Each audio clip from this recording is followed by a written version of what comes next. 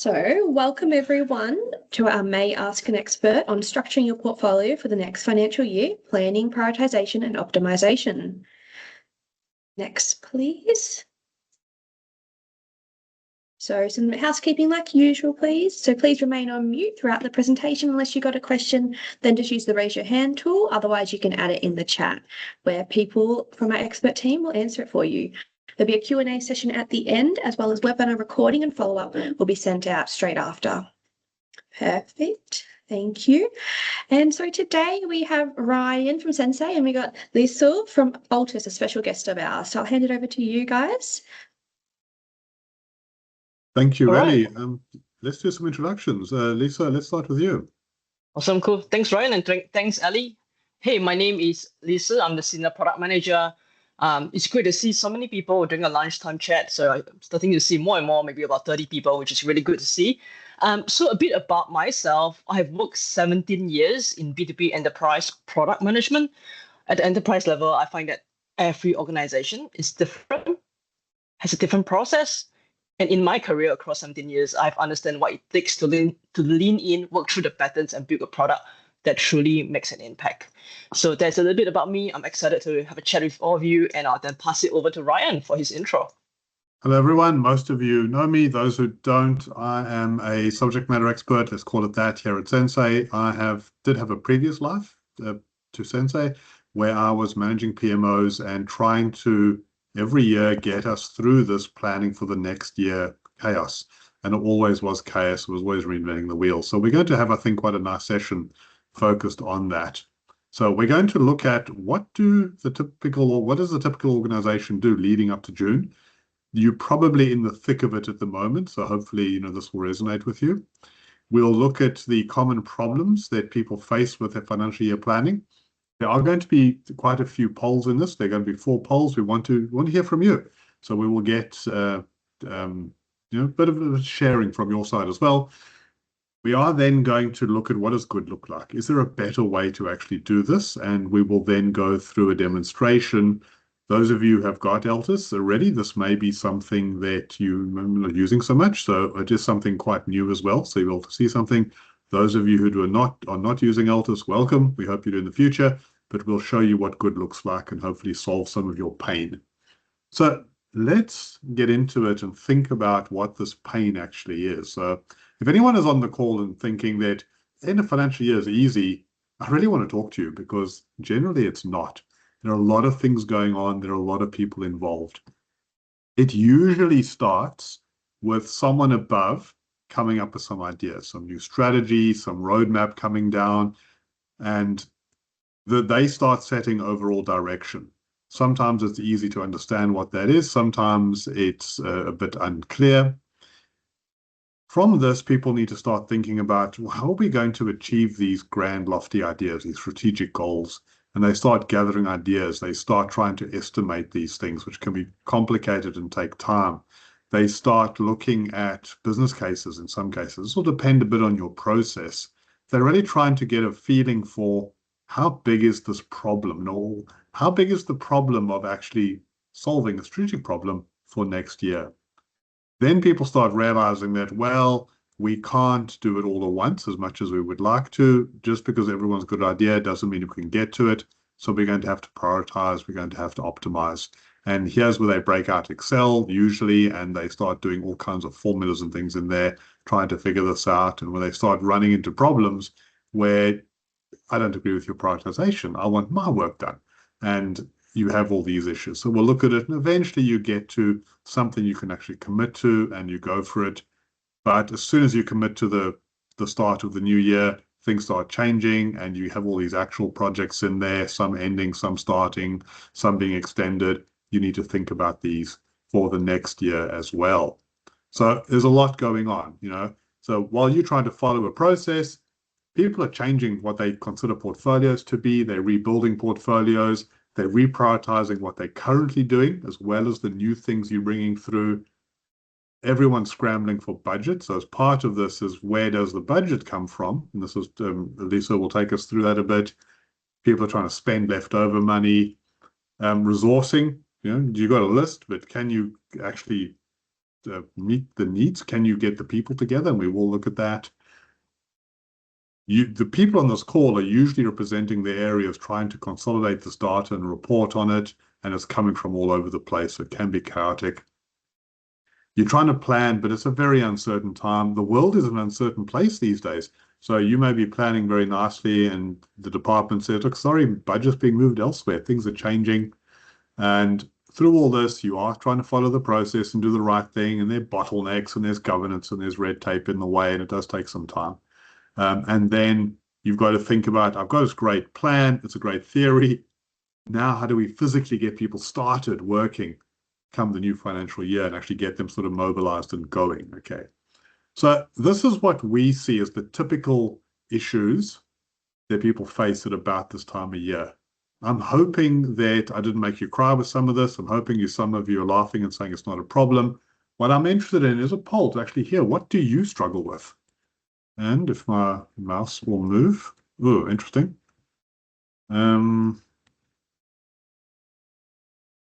Okay, I currently am, no, there we go. Sorry, my computer just froze. That's what I'm struggling with. So what are you struggling with for next financial year? So Ellie will start the poll up, and let's see what you say. Ryan, I'm really curious what the response will really be. I mean, you're struggling with the PowerPoint. I wonder what the rest of the audience here are struggling with. Yeah, my problems are small. I suspect that there are some bigger problems out in the real world of managing these big portfolios. So Ellie, how are we looking in terms of that poll? Yeah, good. Got about 21 responses. But Okay, it's there are a pretty few more of you on the clear. call, so let's try and get a few more. I can't see the polls, by the way, so Eddie will be my eyes on No this one. worries, I'll walk it through. So it is looking like a pretty clear winner. So the one with 39% is difficult making evidence-based decision. Is it worth doing? And then we've got difficult understanding if we have the ability to do it at 28%, and then at 24% lack of visibility. So hard to plan for our next round. Interesting. Okay, interesting. So this is, I think, predictable in terms of that type of problem. So thank you for doing that. Now, we sort of go survey says, what do we often find is that people have a sort of purpose, risk, and mechanics of it. So what we typically see is that people lack strategic direction. So when they're coming up with all of this, and I think this relates to, you said the winner was saying, is it worth doing?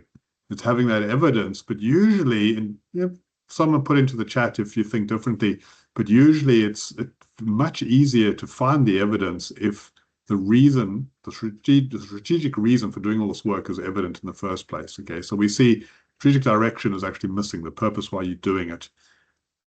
Then it comes to lowering the risk of doing the work or not doing the work. And this is back to the evidence.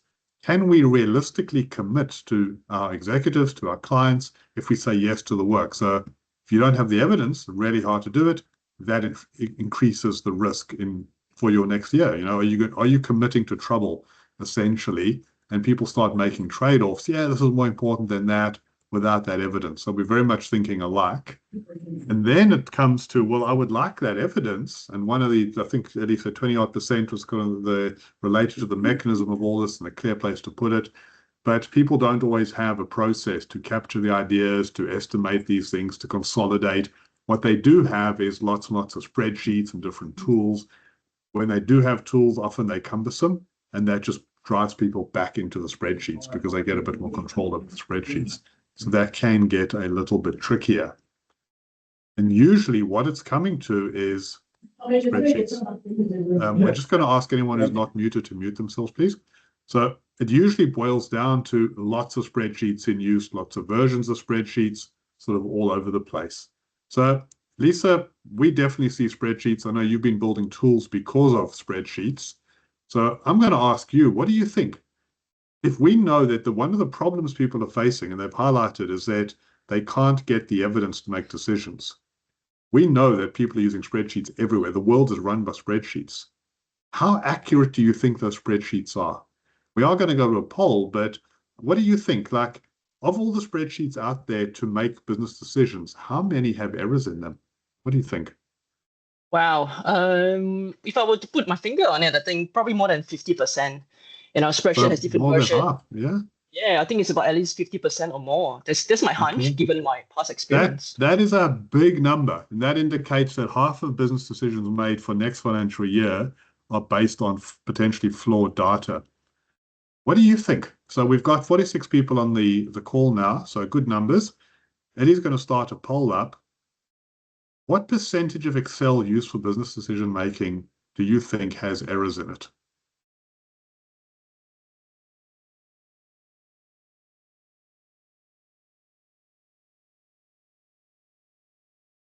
Starting to see some response coming through. About Yeah, 18 we're responses. looking. Yeah.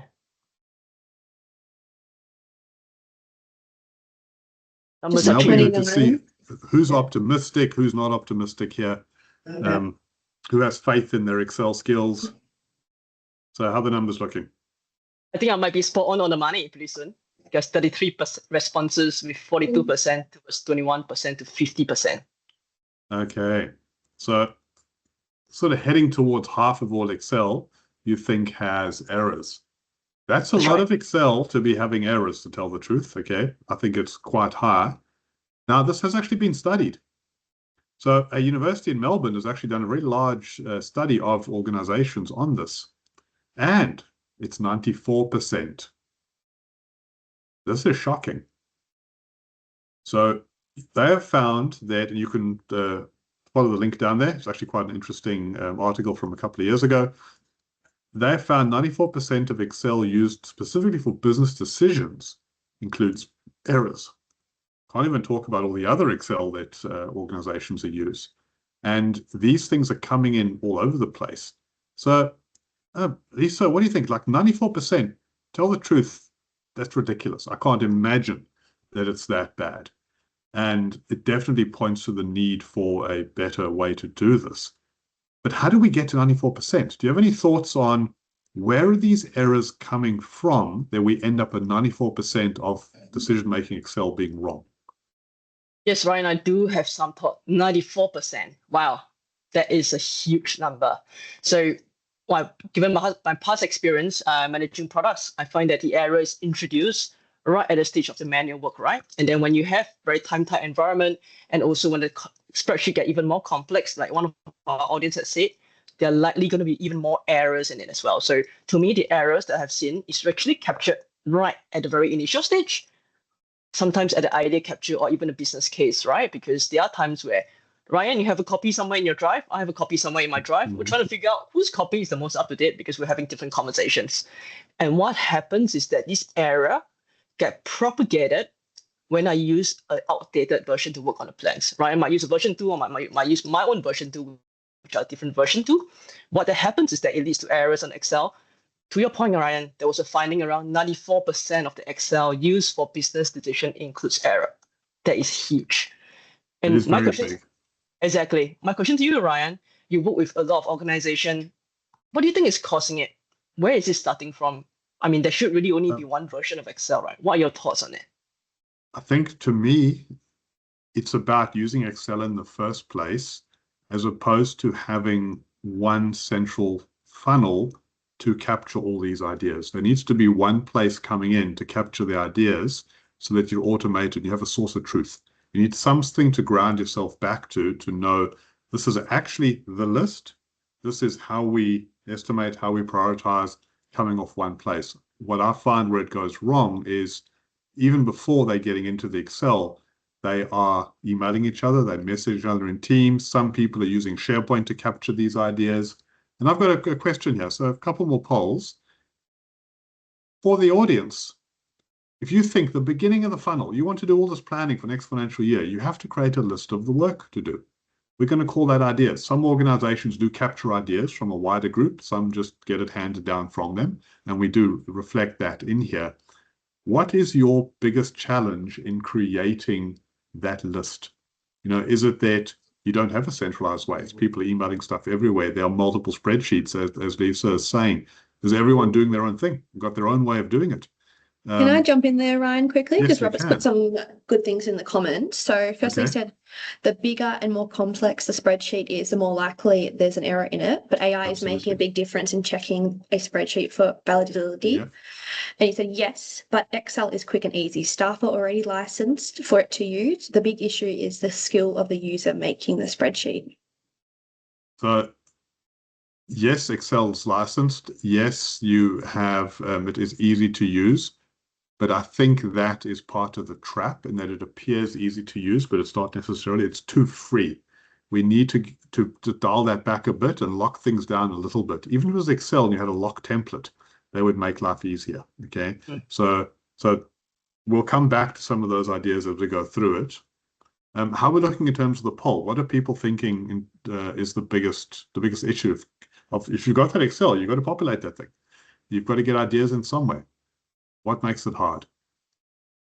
Yep, I'll run through this one. So the winner with the highest amount at 32% is every one department has their own process to identify ideas. Yeah.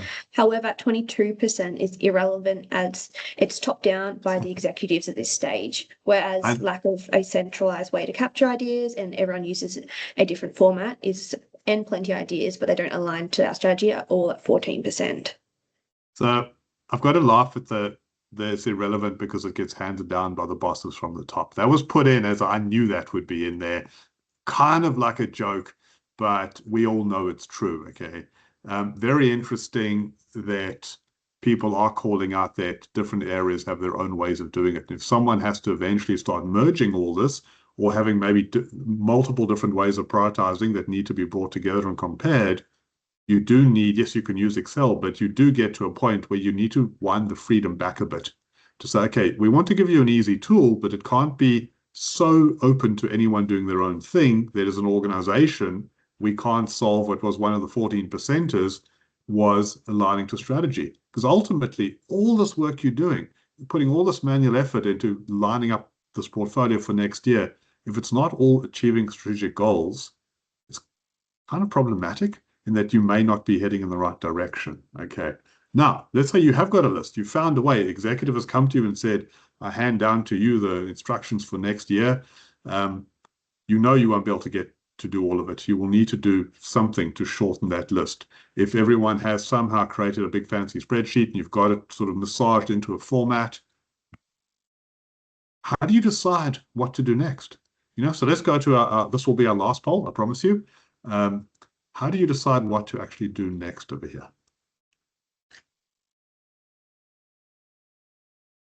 We've got another good comment.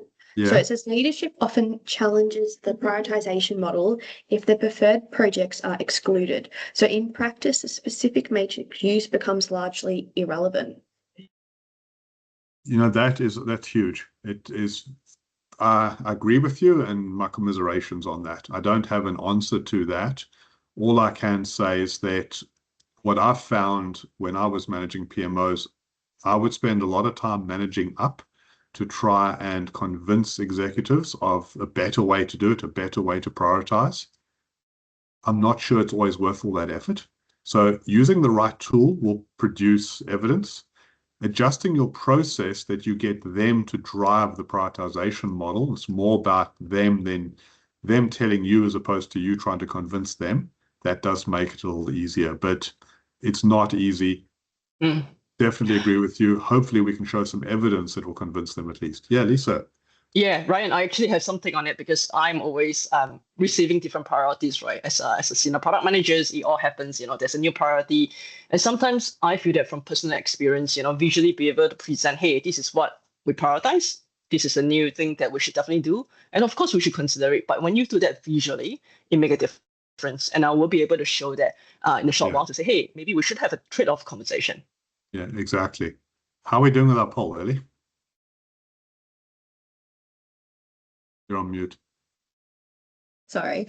So yes, good. At 30 responses, at 43%, we have a good methodology for prioritization, and at 36% is irrelevant as it's decided by the executives. That's as close as half to half as we're going to get here. Half of you are actually doing really well and can probably go and have lunch now. The other half hang around because hopefully we can show you something that will convince your executives to do it a better way. Now, there are better ways to do this. Lisa, I'm going to change the slides and go to you to talk to us about what can good actually look like here. So we've heard up until now a mix of various problems. I think we can all say, if anyone's feeling tired and stressed at this time of year, you are heard and you are valid in feeling tired and stressed, okay? So let's look at what good could actually look like and hopefully give you some ideas to go and convince your higher-ups to do things a better way. Yes, so Ryan, I think there's many ways that we can make it from good to even better, right? So I'm just recalling my own experience in managing huge product portfolio. So at some point, I was even managing 5 products in an international organization in my previous life. There's a lot of products. There is also a lot of different teams that spread across and also coordinating many levels of stakeholders on the ground and also at the leadership level. So I can imagine that some of you might actually feel the challenge that I had at the time. What I do realize that is I find I spend a lot of time trying to work out where things are really at. And sometimes I only get kind of a half answer by asking a team of different people. Sometimes I might only get the wrong answer when I look at the outdated plan that might be in Ryan's drive and then one in my drive that doesn't quite reconcile. And I will find that starting with a central place to facilitate a continuous shared understanding of expectation is actually pretty key. I'm using the word expectation because to me, in terms of planning, any planning is all about lining up a shared expectation. Right, that's the reason why we do planning, because I have a view, you have a different view, we want to have a shared understanding here. So, and to me, it's a continuous alignment of expectation because decisions and any external headwinds that we're seeing today can always evolve, and that has to evolve along with it. And it has to be a same single place to capture data and update data. It can't just be a place where you set it once and you forget all about it. We can't just have a set and forget. I think that's really important. And also being able to take on data from other systems, right? It has to be a same single place where you're capturing data everywhere else. It can't be just one place that is just data. It has to be able to connect the dots. You can't just capture data from one single system, and it allows you to have a consolidated view of the various factors and constraints so that you can facilitate a trade-off conversation. Just like one of our audience, I think, was it Robert, who said, we're a priority, leadership a priority. How do you facilitate that? You need a central place to facilitate that and make informed decisions. So going back to the idea of continuous, that will have to be elaborated over time.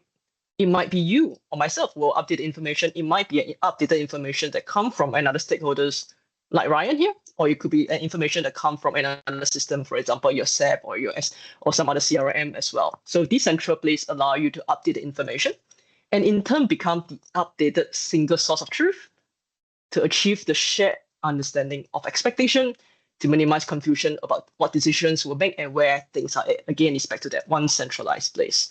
So to me, that is how better can really look like. Okay, can you show us something? Show me good. Yes, I believe I can. So how would a central place really look like? I'm just going to take over the screen from you, Ryan. Go for it. Let me just pop you on the other side. In a second, Teams does take a while to load on the other screen. So I'm just putting all of you on the other screen so I can at least see you as well. So can you see my screen okay? The Altus screen? Great, perfect. So awesome. I'm just going to go back to the idea around the challenge in capturing new ideas, right? So just go to the place here. So I'm going to into ideas. Just now we mentioned around, hey, what's your take around having a central place to capture ideas? And here we are.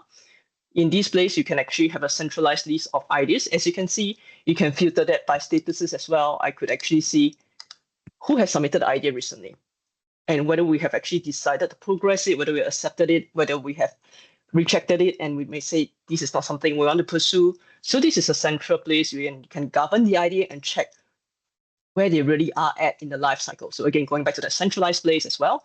And you don't have to go into someone's spreadsheet or someone's local drive to figure out what the idea is and what the idea is really about. What you can do is, let's just click on one idea and see where that is at the moment. So you can click onto the idea, you can see what the idea is about. It's about offering 5% reduction after 6 months. What's the description? You can see that it can be related to a challenge at a team called customer retention for the next 12 months. I could easily see who the sponsor is as well. So it's just, again, one centralized place where you can see everything. So this is really a good way that you can kind of just put everything in one place and have the conversation and the share. Bless you. Okay, Lisa, it's great that we can get a centralized, standardized, consistent list. So we could get rid of the Excel, shock horror if I say it. I think this would be better. But what's next now? So I've got a long list. I've got 1,000 projects on that list, or ideas. How do I then figure out what I'm actually going to do next in a way that shows a bit of science behind it? Great question, Ryan. Just before I move on to the next part of product, I just want to go back to the poll results, right? So some of you all say 39% have difficulty making evidence-based decision.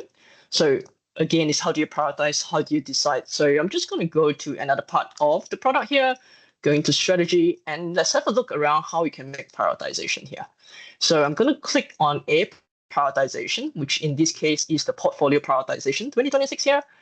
I'm going to go straight into it. So in here, in this one centralized place, you could actually select initiatives that include a new project, an existing in-flight project, a proposal that hasn't been decided on yet, or idea or business case.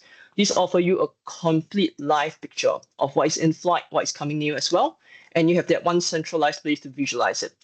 Let's just say, for example, that it's quite common to have different prioritization for different departments. So I used to work in the energy and the utility sector in my previous life. So I know that the call center team has a very different prioritization model as compared to the digital online team, because the call center focus will be on lowering costs. The digital team is on driving adoption. So you can actually create different prioritization model and to be able to stack them accordingly.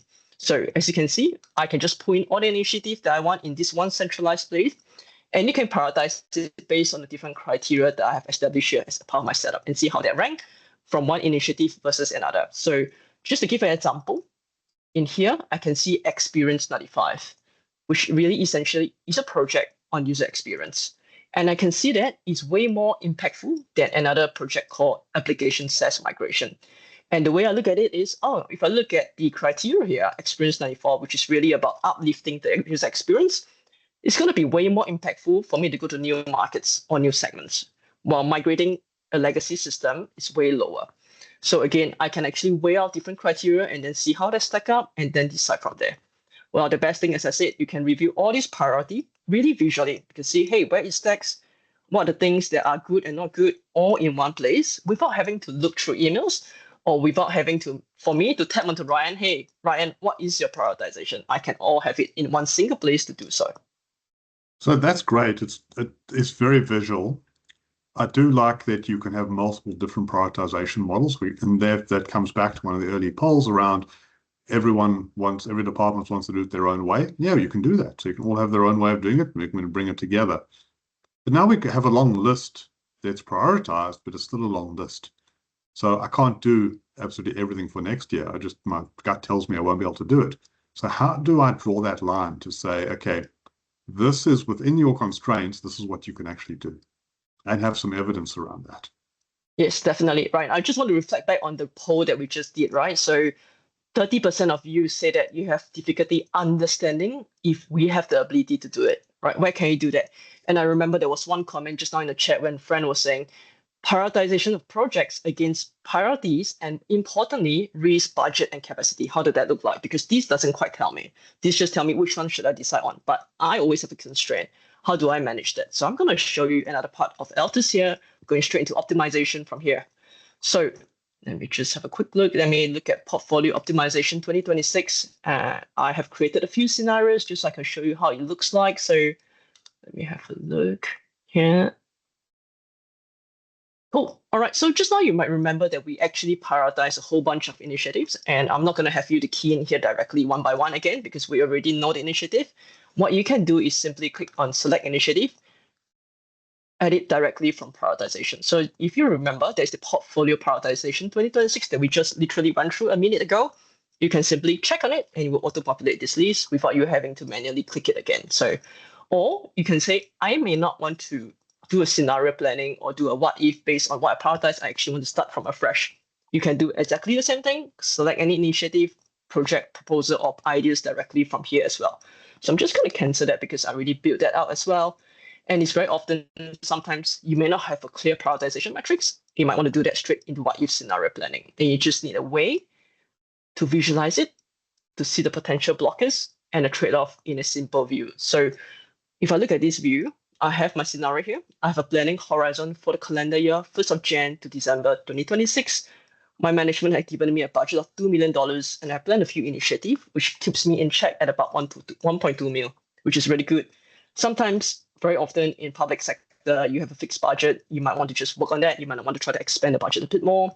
But sometimes also with commercial organization, you might find easier to get budget, but it's hard to get resource. I might just quickly show you. If you want to look at financials, you can just quickly click on that money icon here to get an idea of what the financial is as well. And as I said, sometimes it's not about the budget. Sometimes it's about the resources, right? I might have the budget, but I might not have the right mix of resources. How do I know whether I have the right mix of resources? So I'm just going to click on this little icon here, and you will bring me up an important information. Zoom in a little bit here. All right, let's look at this what if scenario planning again. So I have a start horizon, which is the 1st of Jan 2026 till the end of the year here.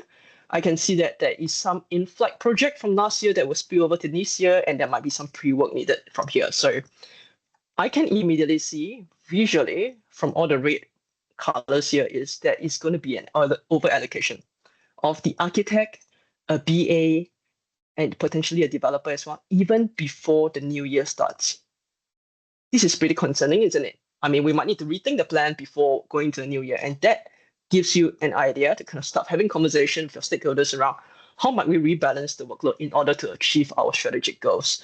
So, and then what about during the planning, during the exact year? So if I scroll down, I could start saying, everything looks pretty good except for marketing.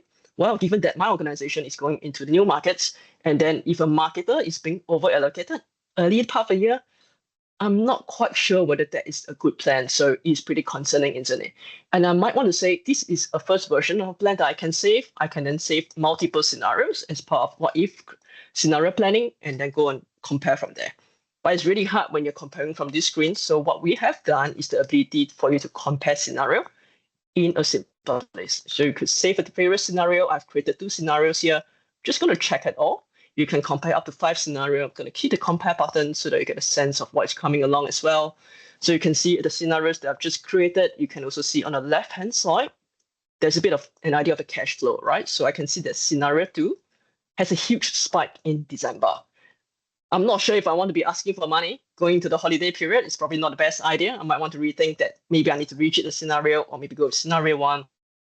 I can also see the cost versus impact. Ideally, I want to see more impact, less cost. I can see that in the middle. I can also see some of the capacity as well. What is at capacity? What's over capacity? I can easily compare some of the initiative that's in and out across the scenario here. So that really gives me one place to compare my scenario. So with that, again, this is a great single place that you can start having conversation with your stakeholders to facilitate some of the trade-off conversation. So Lisa, in those scenarios, you were able to graphically drag those bars up and down. You could move it. So you could say, I'm going to move budget down or projects down and budget moves. I could move the project, the resourcing would move, and you can flatten things out. But does that then go and change those actual projects? Because some could be in-flight projects. Does the project manager get a heart attack when they come in tomorrow and see their project changed? Great question, Ryan. No, this is a what-if scenario modeling. It's purely simulation. I mean, you say, hey, if I move an existing project, this is the impact of another one. But it does not change the project manager project. It's just a stimulation for you to say, okay, I think we can do this. And it facilitates you to have the conversation with a project manager without actually impacting their project. Great, thank you. Okay, now what I'm going to do is I'm going to try and find my own screen and switch back.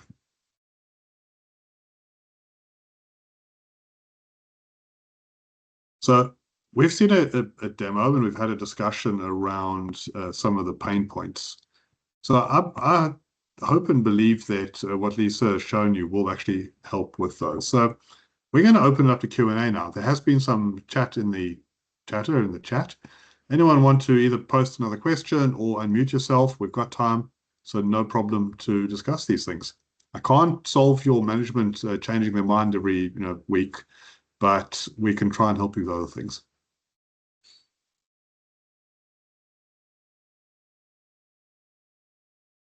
Now, we did have some questions that were submitted earlier on, so we'll get you started with that. The first one I found very interesting, and there was someone's asking what criteria is best for evaluation and prioritization.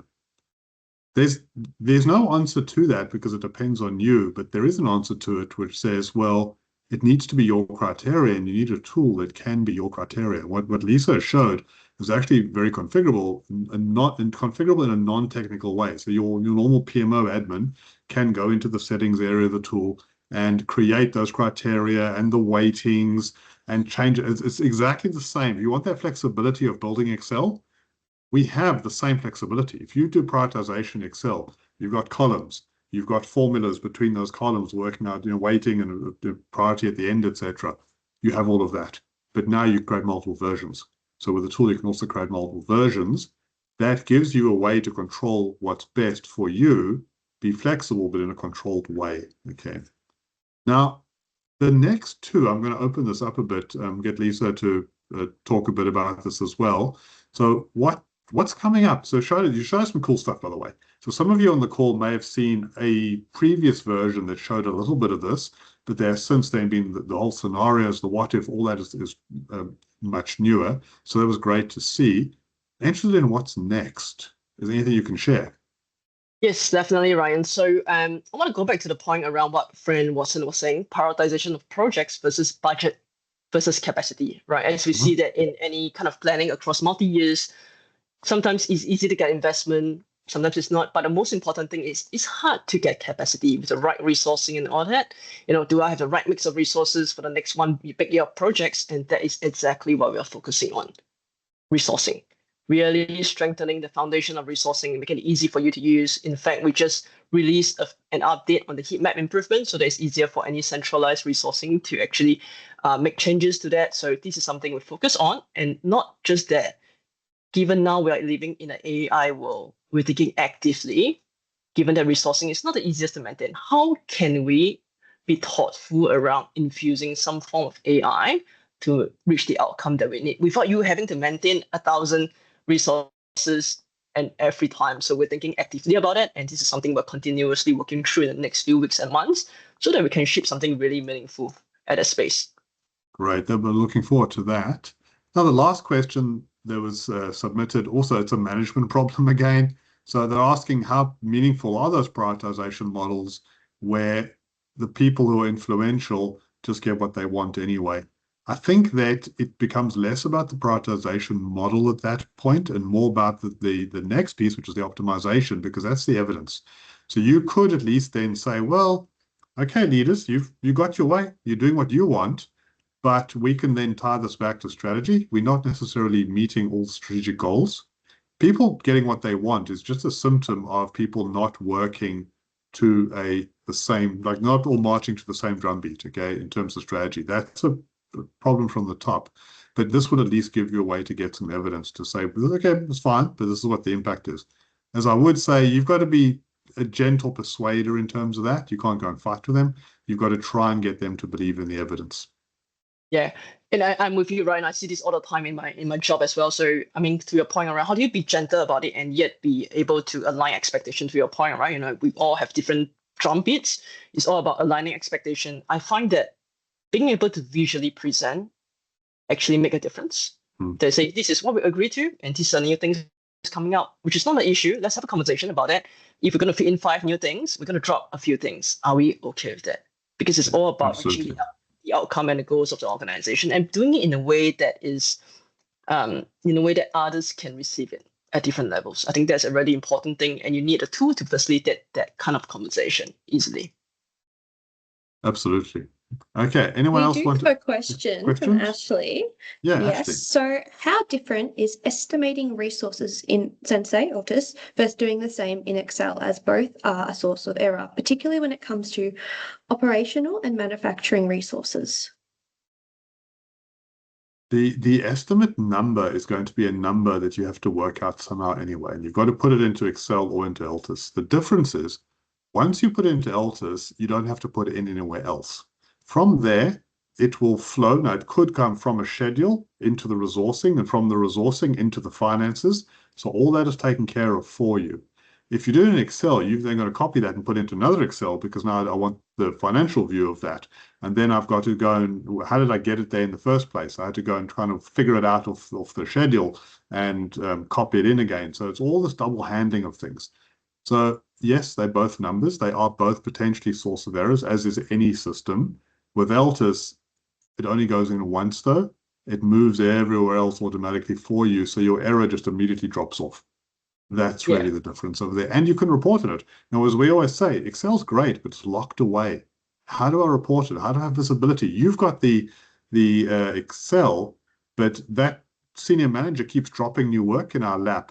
If they could actually see that dashboard and everyone could see the same dashboard, the peer pressure of it would say, well, we can see this heat map, we see it's red, stop putting in new work. Okay. Excel, you get none of those benefits of communication. Okay, Lisa. Yeah, I think this is a really great point that actually has raised, right? Both are a source of error.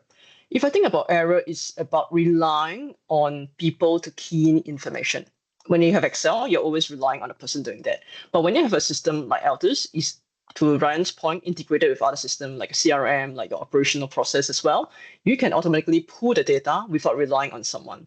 The challenge is when you are relying on someone, that is where the human error comes in. That's where error get magnified as well. So I think having something that is not Excel, but having a system in place and allowing the system to do the work for you, then relying on a person is actually super important. And the person can then be free up to do the things and say, I look at the data, how do I visually present it to have the trade-off conversation that I need?